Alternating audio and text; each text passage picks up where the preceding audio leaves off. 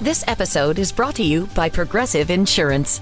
You chose to hit play on this podcast today. Smart choice. Progressive loves to help people make smart choices. That's why they offer a tool called Auto Quote Explorer that allows you to compare your Progressive car insurance quote with rates from other companies.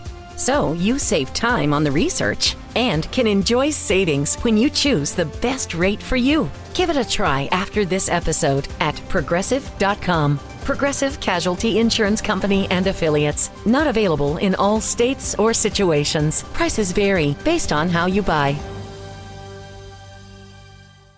AI agents are everywhere, automating tasks and making decisions at machine speed. But agents make mistakes. Just one rogue agent can do big damage before you even notice. Rubrik Agent Cloud is the only platform that helps you monitor agents, set guardrails, and rewind mistakes, so you can unleash agents, not risk. Accelerate your AI transformation at Rubrik.com. That's RUBRIK.com.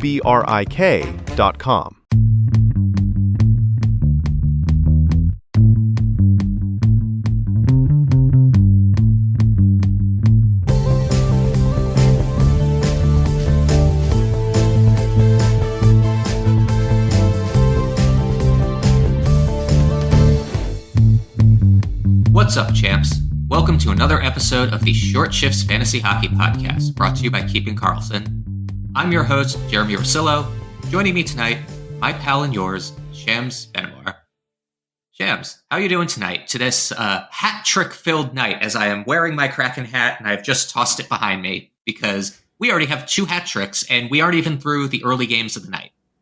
Yeah, and the craziest part is one of them was basically, I think it was 10 minutes. I think it was like 10 minutes and 50 seconds into the game.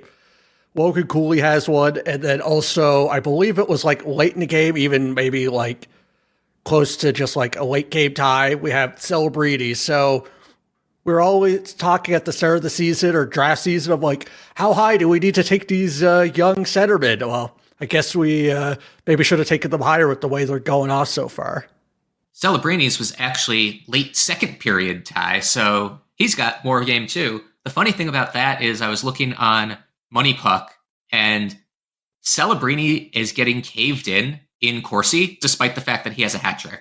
Like, he's got 40%. The top line of Celebrini, Smith, and Toffoli is at 30%. It's like, wow, I guess you're just making the most of your opportunities. We'll talk more on that later, though. First up, let's get to our usual injury-ouchery news. Stefan Noesen returned for New Jersey. He had 2 hits in his first game, no points. He's playing on the second power play, not the first one. Do you think he's fantasy relevant this year? I know he's got a good Friday, Sunday coming up, so you probably have him on a roster, but are you interested? I think this is going to be one of those wait and see. Maybe if you're like in the deepest of leagues, well, maybe not too deep because he's probably already rostered, but like, if you're hurting and you want to like take a risk, maybe, but I feel like he's been like out of the league or at least injured for such a long time. It might take a little bit of time to warm up. And I'd rather see him like at least on the third line. He's just been kind of playing just so few minutes that I would be a little tepid on playing him. But at the very least, have him on your watch list because we know back into his Carolina days, he finds his way onto a power play 1. So just be ready to add him once his deployment or if his deployment changes. He actually only played 8 minutes last night, which is really low. That might have been an easing him in type of thing, not a regular thing. Another guy who's returning to the lineup, looks like Brock Boeser is going to return tonight, or did return tonight. Has their game started yet? They also shuffled up those Vancouver lines that I guess I'll just jump to that right now. Vancouver has Brock Boeser playing with Max Sasson and Jake DeBrusk. Sasson is currently their second-line center because Filipino's hurt. And then Pettersson centering Garland and Kane. Anything else to say about the Vancouver lines other than get Boeser back in your lineup? I think it really depends on how you felt about Kane, because I know like he was kind of the sexy like late game or late draft pick that, depending on how deep your roster is or where the rest of your team is, may have been dropped. So like, I'm not sure about schedule-wise, but at the very least, he gets more interesting because he was like bottom line or like third line at best. And as you mentioned, with Sasson as your second line center. There's not much depth on the team, but Kane gets a little bit more interesting where, say what you will about Pedersen, he is your best center, so the points are going to be a little bit more likely to happen if you're playing on the top line. Yeah, that gives me a bit more interest in Cupful style leagues. In heavier banger PIM type leagues, which I don't consider Cupful a banger league, despite the fact that we give 1/4 of a point for hits. I am in leagues that give more points for hits relative to stuff and also give penalty minute points. So those are banger leagues to me. So when I say banger league, I don't actually mean Cupful. I have always been interested in Kane in those because he's going to be good for, 2 hits per game and like 100 penalty minutes on the season. With first line deployment, kind of interested in Cupful if he got dropped. I think Vancouver is coming off 2 straight 4-game weeks, though, so I expect their schedule to kind of dip going forward. Maybe less interested. Who knows? Vancouver's kind of a mess right now, so maybe I'm overreacting both directions. On to another Canadian Pacific team. Zach Hyman was supposed to return for Edmonton on November 1st, was the original timeline given. Is that still holding true? I hear that there's some updates there.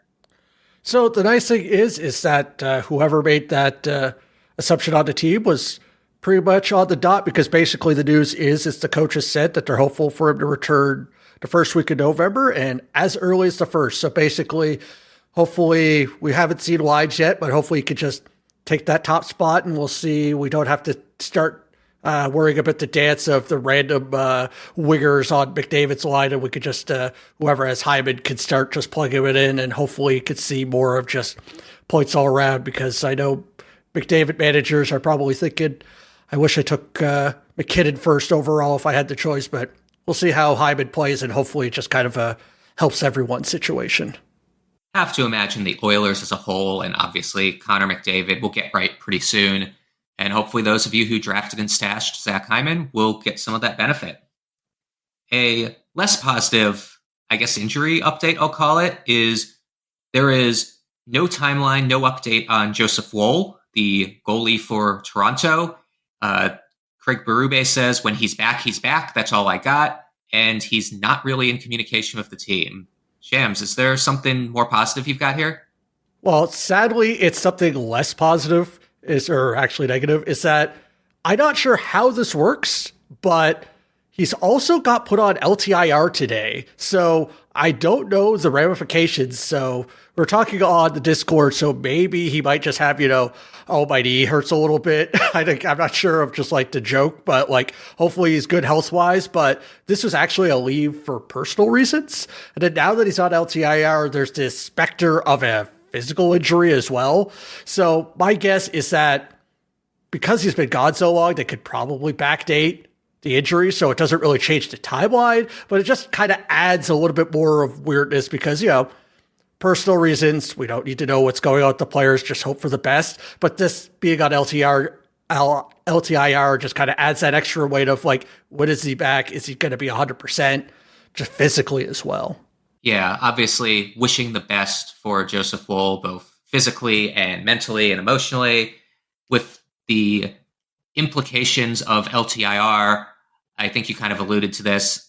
I don't think that actually affects things much from a when is he available standpoint, because they can backdate it to the last time he played, which I believe was partway through preseason. And as long as it's been 7 games and 24 days since then, he can just come right off. So I think they've basically hit the point where he could come off tomorrow if he rejoins the team. For now, Anthony Stolarz holding down the fort. That's probably the biggest fantasy implication of this, is that Stolarz is a true number 1 until he completely falters or Woll comes back and gets back into that split.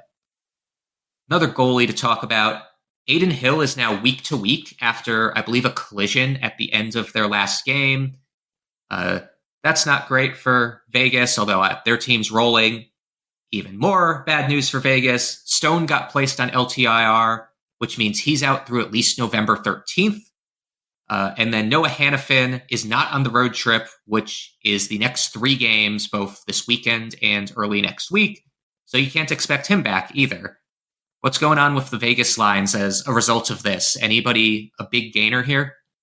I think it's really right now is that Eichel just continues to be Eichel and just plays well with anybody. So right now it was Saad and Barbashev with him, and then they just kept the line of Dorofiev with Hurdle and Marner. So really what is happening is that with this and having Theodore back on power play 1, so with the LTIR, that's probably going to stay the same unless something forces him to change. But however, they've been playing well, so I don't think anything is happening there. And then the interesting thing to keep in mind is that we'll see how long this week to week is, but it's kind of a interesting thing to keep in mind is that Vegas doesn't have this really busy schedule in the next few weeks. So they have a back-to-back this weekend, and then they only play twice next week.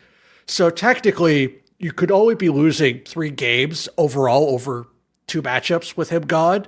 And then we'll see if it starts going further, what will happen. But of course, injuries suck, but you're not missing so many games of Adin Hill if he's only out, say, 3 weeks. That's true.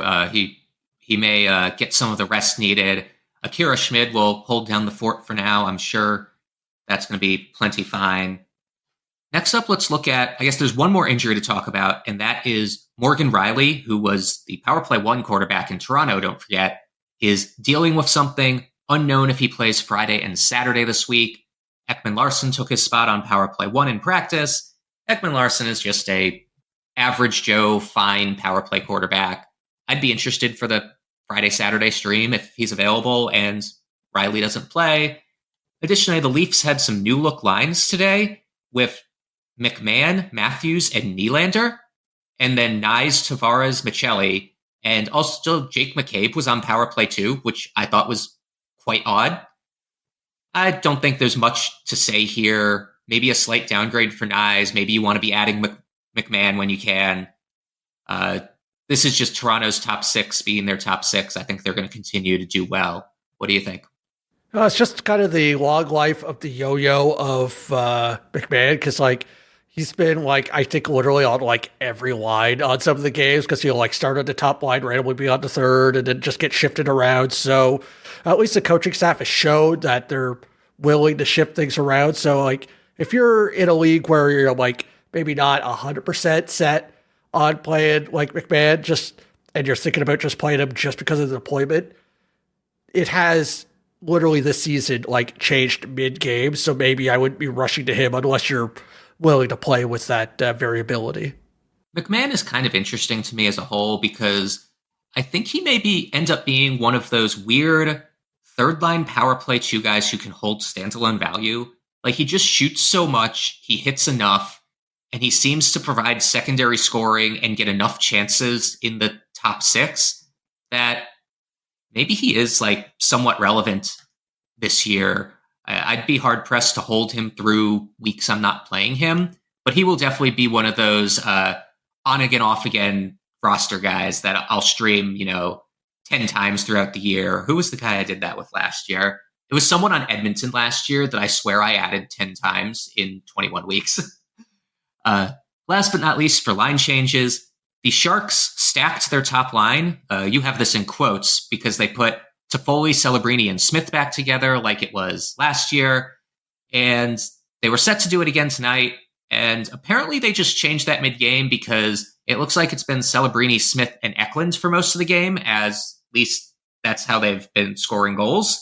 So maybe the true stack is Eklund, Celebrini, and Smith. And maybe they finally figured that out as they are actually lighting up Igor Shesterkin tonight. I think they're up 6-4 right now. I kind of like the Sharks, whoever's playing with Celebrini. I think their power play 1 guys like Skinner and Wenberg are good for streams, especially they play tonight and then Friday, Sunday. Hopefully you were on top of that before this show.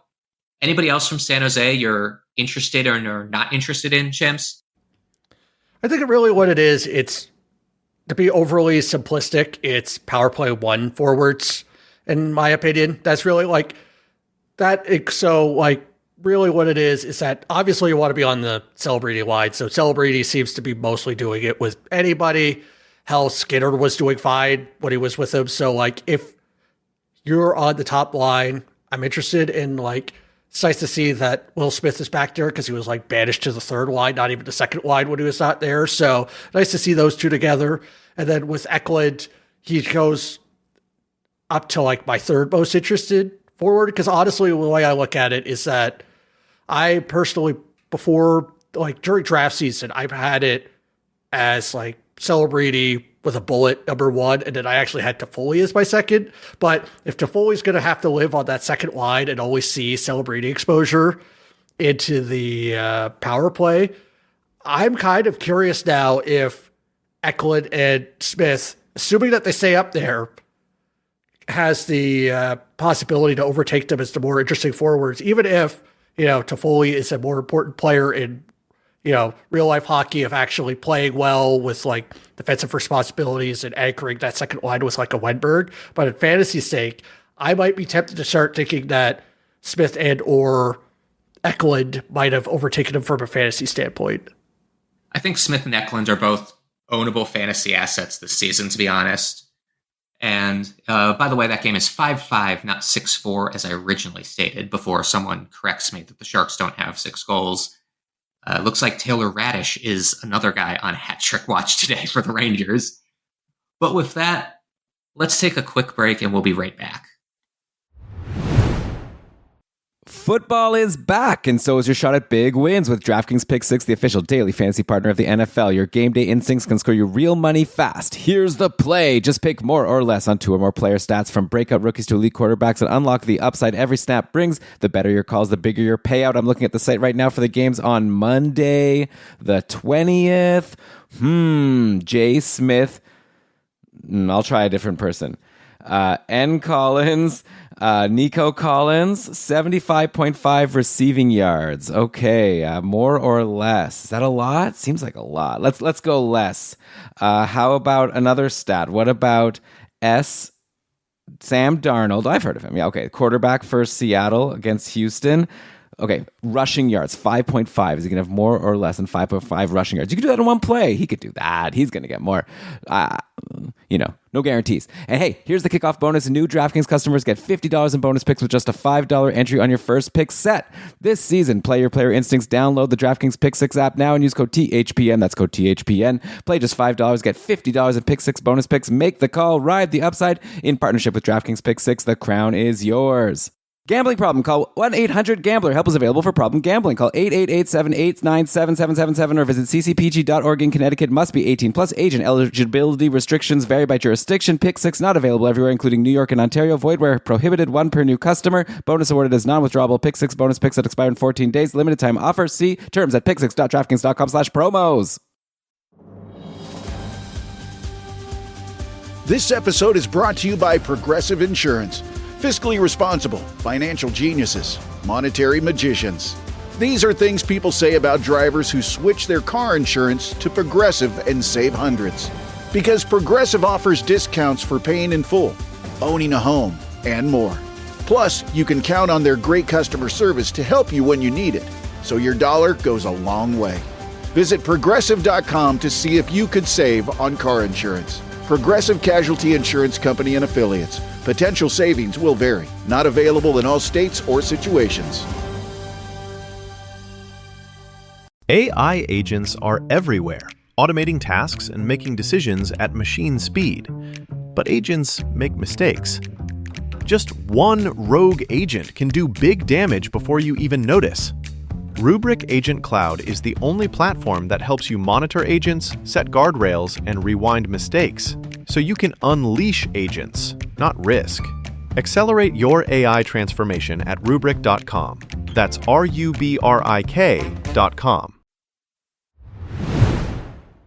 Welcome back, everyone. As I hinted before the break, we were on Taylor Radish hat trick watch, and guess what? We got a Taylor Radish hat trick while we were on our break. So that was actually the game-tying goal, making it 5-5. It just hadn't popped up in my feed yet. That's now 3 hat tricks today. I wonder if anybody's rostering Cooley, Celebrini, and Radish. Kind of doubt anybody's rostering Radish right now. Let's talk about a couple hot players before we go tonight. You put in here Dawson Mercer shams, 7 points in 8 games, playing with Meyer and Hischier, getting some power play one time, kind of been on and off with Meyer there. Not a ton of peripherals, but the deployment's really good, and Dawson Mercer was a heavily trusted member of that team at a young age. Do you think he's got a higher potential, or is this just a hot streamer? Personally, right now, like, I'm not 100% set on keeping it, but I picked him up as a stream, and then taking a look at just kind of the ice time and the people he's playing with is making me tempted, because the interesting thing is it just depends on how valuable the points are to you. Because what I think is that right now, if you look at game day tweets, is that he is technically on the third line right now because Cody Glass is injured and he's taking that third line center. But it is said to be short term, and I would assume that he gets back to the top 6 because he was playing so well there. So assuming that he gets back to the top 6, is that being able to play with, like, honestly, certain teams, he sure admire would be a top line. Just they have another good set of lines. So, like, I value him as like a top line player. And top power play, now, keep in mind, they did say it's going to be shifting around. So if you see him bump to the second, I wouldn't be like, oh, it's over, unless the coach says something different. So we always know he had the skill. It was really the deployment that just kind of made me not interested in him getting consistent points. So, but if he's been able to get, you know, an assist, and it's not to like random bottom 6 guy, but it's going to Meyer, who can get a goal and then change that shot assist to an actual assist, I can start seeing those points actually becoming something that's less a flash of a pan and more predictable. I'm moderately interested. I agree that it's a bit deployment dependent. You know, if he keeps power play 1 especially, I probably want him on my rosters. Just to throw a little bit of cold water on this, he's shooting 23% right now. His 5v5 team shooting percentage is 16%. His PDO is 1143, all pulled from Dobber Frozen Tools, so kind of mid-game live. I don't necessarily think he's all of a sudden taken a big leap from last year. Actually, his expected goals for per 60 is pretty much in line with last year. But again, that's per 60, so if you increase the deployment, that's a good thing. Here's a would you rather for you. Would you rather line 2 power play 1 Dawson Mercer, or line 2 apparently now power play, or line 1 now apparently power play 1 Emmett Finney? I would, now you're playing with my heartstrings as a Red Wings fan here, but personally I would still go with Mercer, and it's more of a team play. Personally, is that really what the thing is that even technically, like, because right now, I believe, at least last when I checked, it was like 7-1 for the Islanders versus Detroit. So I'm not sure. Basically, as a fan, I'm paranoid that the shine is already off. They've lost what's going to be back-to-back games in somewhat ugly fashions, especially this game. So that whole deployment could be a mess. And then, like, in the end, I do like pedigree because, like, if I remember correctly, I don't know the exact draft pick, but I believe there was some sort of thought of, like, Mercer being at least more regarded than the 7th round Finney, which, you know, we're talking about play now, but in the end, I think it's just more predictive of being able to play with a Heischer Meyer quality going forward, because I have a feeling with Kane out on Detroit, and then also just kind of the injuries and just to play together, I don't know what Detroit's lineup's going to look like tomorrow. You are correct. Dawson Mercer was a first-round pick, actually, 18th overall. I agree with you that I'm not sure if I'd say it shows more potential necessarily, but the way I'd phrase it is there's a lot more invested in Dawson Mercer than in Emmett Finney. So if they both go cold, Emmett Finney probably goes to the minors if he starts not keeping up with his teammates, while Dawson Mercer is going to get 2nd and 3rd and 4th chances and, like, has clearly proved himself already. So I agree that Mercer's the safer of the 2 options. I want the excitement of Emmett Finney, especially he's been hitting a ton too. He's a little spark plug. Like, he's really fun to watch. He reminds me of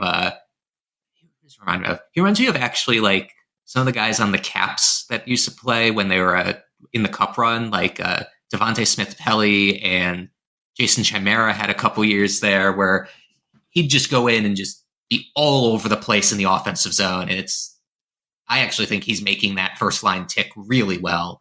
But that's more of a excited to watch bias than a heady, measured choice.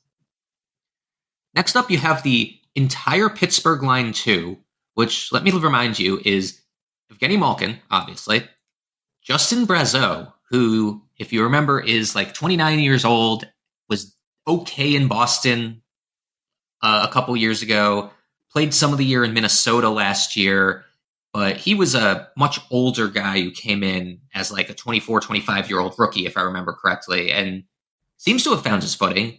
And Anthony Mantha, who I will call much maligned because it seems like every year he goes on a new team and has sky-high expectations and is kind of mid. But Malkin has points in 7 of 8 games, only shooting about twice a game. Brazeau's playing less than 14 minutes a game, but has 8 points in 8 games. And I believe that included like a long point streak to start the year. That was kind of odd. And Mantha has similar ice time to Brazeau with 6 points, but is shooting more with about 2 shots a game. Is this just a PDO bender? I don't think the Penguins are good, right? Yeah, I think really the only thing that I would add to that is that I think we're kind of on the same page, is that Malkin is on that top power play. So that is where I would say that, yes, hey, Pittsburgh's not the greatest, but you get to play with Sid and like the rest of the top line on that top power play. So I would still believe in Malkin as potentially a season-long hold, depending on how just hopefully we'll see if people get traded away and whatnot. But as long as the team's together, I have more trust in Malkin to be able to continue this point streak. And like he actually has the minutes to back it up. But I'm with you, is that I'm not sure I'm seeing Brazeau and Mantha as like actual holds. But if they start like, wavering, but like the fact is that they show they have the point potential, is that so during streaming weeks or maybe a Sunday where you're just kind of scrapping for points to try to get like a Sunday savior. I know this team's not the greatest, but they at least have some sort of life that I would maybe like give them a look depending on streaming schedule or just kind of setup. But the only real one that I actually see as a long-term situation because of that power play time is Malkin. I agree. I definitely see Malkin as a long-term hold at this point. He is looking actually kind of vintage. I think he just put up on a power play goal recently, his 10th assist of the season to go with 3 goals. He's on like a 120-point pace, and shockingly, the percentages aren't that out of line. Like his shooting percentage is 17.6. Okay, that probably should be closer to 13, especially if I'm shooting a bit less. His 5v5 shooting percentage is 11.6, which again is high, but not insanely high. And his PDO's 1027, which is sustainable on a good year for good players. Now, do I really think Malkin is back to, his mid-20s form? No. But there certainly is a bit of a renaissance here, and playing with Crosby on power play 1 and being able to drive his own line with new line mates, yeah, he's the one I want. I'd be interested in Brazeau or Mantha for next week because they are one of the few teams that play Monday, and next week is a disaster of a streaming week, if I can opine on that a bit. It's my least favorite day of the year where all 32 teams play on Tuesday, I believe staggered throughout the day, which is great as a viewer, not fun as a fantasy manager when you have no choice but to leave points on your bench or roster injured players, but I don't know why you would do that intentionally. I just hate the randomness of having to pick winners and losers. I'm much more of a strategist where I try to make sure that I stream guys so that I don't leave other players on my bench. But oh well, it's one day out of the year. I will let the league have their fun, even though they decide to do it on a Tuesday instead of a weekend when more people can watch at 1 p.m. Whatever. The last hot streak is one that I added. Something that I don't do very often. I don't know when the last time we've done a goalie hot streak is, but Jakub Dobes, the goalie for Montreal, may have flipped the script on Sam Montembeault. He's started 3 of the last 5 games, including the front ends of the back-to-back. He's got a .950 save percentage on the season, 8.33 goals saved above expected, quality start in all of his starts this year, 2 steals, compared to Monty having an .857 save percentage, negative 4.45 goals saved above expected, 25% quality start rate. If Monty struggles tonight, which I believe that game, I think they're up 2-0 or something in the first period. So I guess they're up 1-0 in the first period against Edmonton. But also it's Edmonton, so the goals can come in bunches. If Monty gives up 4 or 5 tonight, I wonder if this has totally reversed to a 1A, 1B with Dobes being the 1A. Disclaimer here, I'm a huge fan of Dobes. I was when he was in college. At the risk of sounding like Elon, I have him on multiple dynasty teams. So maybe that's where the hype's coming from. Why don't you temper me a bit here, Shams? So really what the thing is that, we always have to precipice this with the whole goalies are random. I can't see the future. But the interesting thing to keep in mind is that we weren't really that high on Montembeault last year.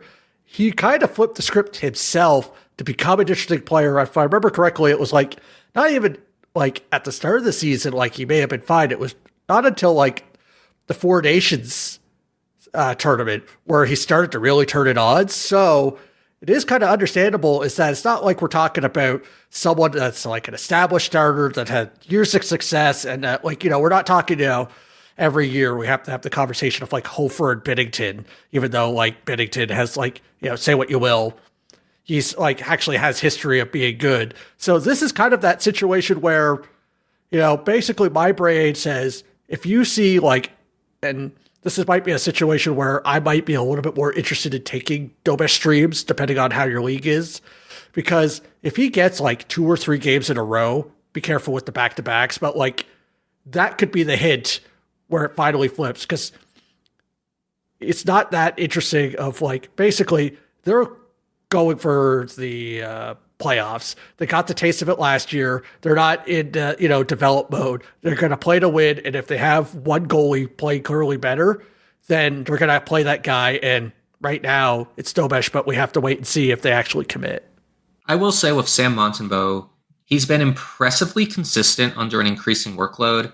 Granted, he's only been a 901, 903, 902 goalie over the last 3 years, which I'd say is about league average at this point. I know back in the day, 909, 913 were league average save percentages, but teams are getting more selective with shots and the rate of scoring has gone up. So I think league average save percentage is like a 904 or a 905 right now.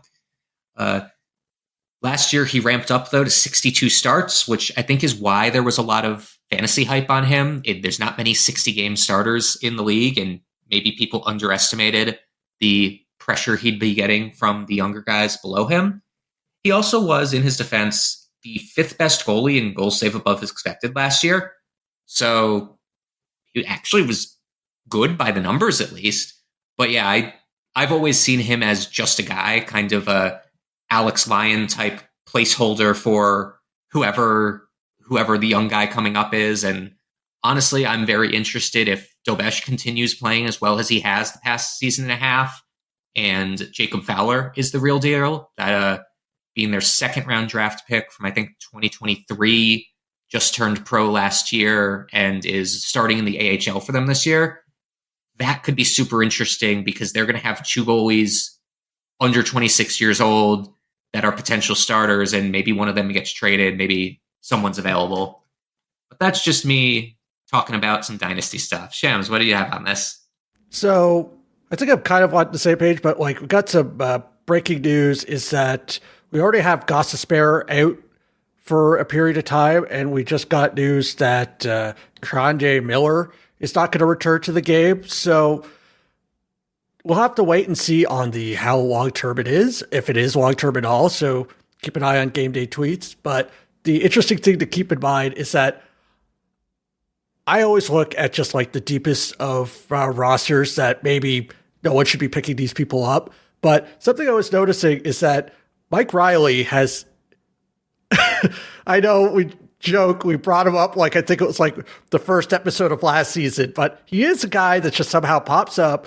He has a couple of 3-shot games and a 5-shot game. So, like, if he somehow sniffs power play 1 or gets power play 2 time, or maybe gets into a position to be in a little bit more offensive situation, or just kind of just take a look at just kind of all of the, because they have a lot of defensive options on the team. I'm just using his as an example. It might be time to like watch list and just kind of follow along that defensive core, because they got a team now with like having Ehlers and Jarvis going off and, Aho. So basically they don't have to carry the load. All they have to do is just get the puck to the forwards and to get that assist. So just kind of keep an eye out for that. And maybe we might have some, old favorites becoming a little bit more rosterable, but it's more of a wait and see. But any chance I have to, give, friend of the show, Mike Reilly, a shout out, I'm going to give it. That's not a bad call out if both those guys are out longer term, because he'll at least jump onto power play too. I think for real though, it's Alexander Nikishin. Alexander Nikishin looking really good so far, and I'm assuming we'll be on power play 1. I just checked, and they haven't had a power play yet this game. Also point out that Miller didn't actually leave the game. He never even started it. It was sounds like they pulled him before the game with an injury. So we'll wait and see, because Keandre Miller was looking pretty good this year also. With that, I think we've used up all our time. Thanks for joining us.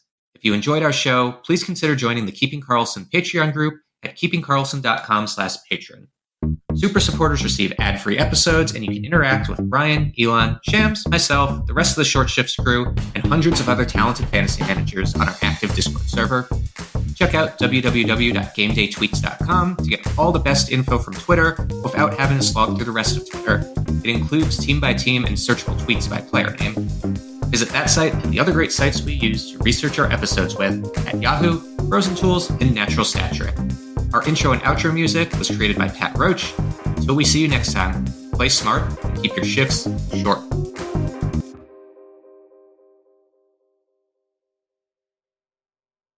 AI agents are everywhere, automating tasks and making decisions at machine speed. But agents make mistakes. Just one rogue agent can do big damage before you even notice. Rubrik Agent Cloud is the only platform that helps you monitor agents, set guardrails, and rewind mistakes, so you can unleash agents, not risk. Accelerate your AI transformation at Rubrik.com. That's RUBRIK.com.